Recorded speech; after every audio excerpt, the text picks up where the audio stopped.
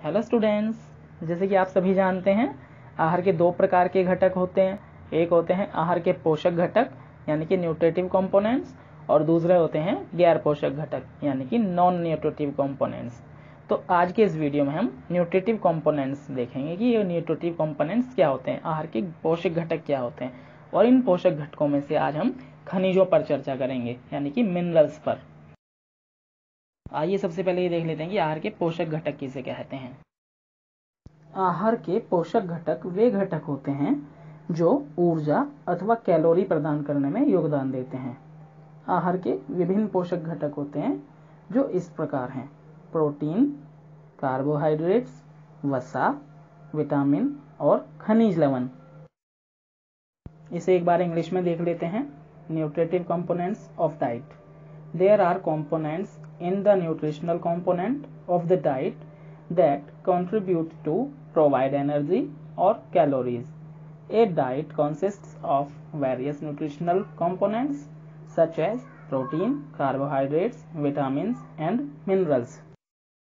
तो चलिए अब इन पोषक तत्वों में से देख लेते हैं कि खनिज क्या होते हैं। खनिज लवण यानी कि मिनरल्स, ये भी भोजन के आवश्यक तत्व होते हैं।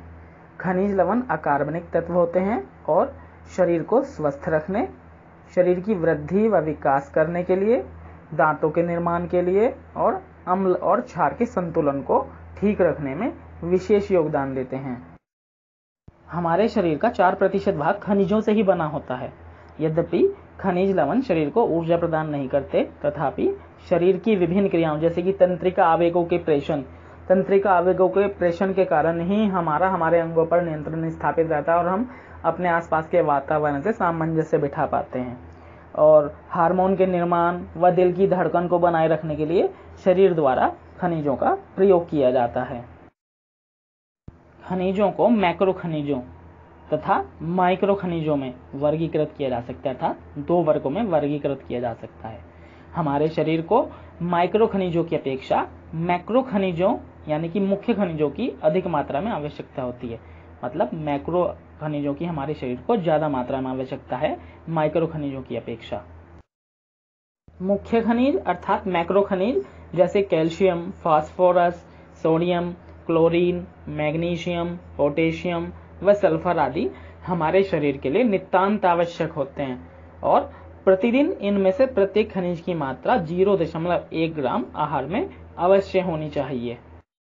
माइक्रो खनिजों जैसे तांबा, iron, iodine, fluoride, cobalt, chromium, selenium और जिंक की कम मात्रा में जरूरत होती है, अर्थात प्रत्येक माइक्रो खनिज की मात्रा 0.01 ग्राम हमारे आहार में प्रतिदिन होनी चाहिए। उदाहरण के लिए कैल्शियम नामक खनिज का उपयोग मजबूत हड्डियों और दांतों के निर्माण के लिए किया जाता है। अगर हमारी हड्डियों में कैल्शियम की कमी हो जाती है तो उसकी वजह से हमें ऑस्टियोपोरोसिस रोग हो जाता है, जिसकी वजह से हमारी हड्डियों का घनत्व कम हो जाता है और वो कमजोर पड़ने लगती हैं। यह दूध और हरी पत्तियों वाली सब्जियों में पाया जाता है। और इसके अलावा लोहा भी एक अन्य खनिज है जो हमारे रक्त को ऑक्सीजन ले जाने में मदद करता है। आइए खनिजों को इंग्लिश में और देख लेते हैं, मिनरल्स को। Minerals are essential components of our diet which are essential for the proper growth of various functions like hormones, hemoglobin, bones, teeth, etc. Minerals are needed in very small quantities to keep us fit and healthy. They are called protective foods. तो students, इस video में इतना ही। Minerals की और अधिक जानकारी के लिए हमारे आगे के वीडियोस जरूर देखिएगा, जिनमें हम ये जानकारी देंगे कि कौन सा खनिज हमारे लिए किस काम के लिए फायदेमंद होता है और किस खनिज की कमी से हमें कौन सा रोग हो सकता है और इसका प्रमुख सोर्स क्या है। Thank you, have a nice day.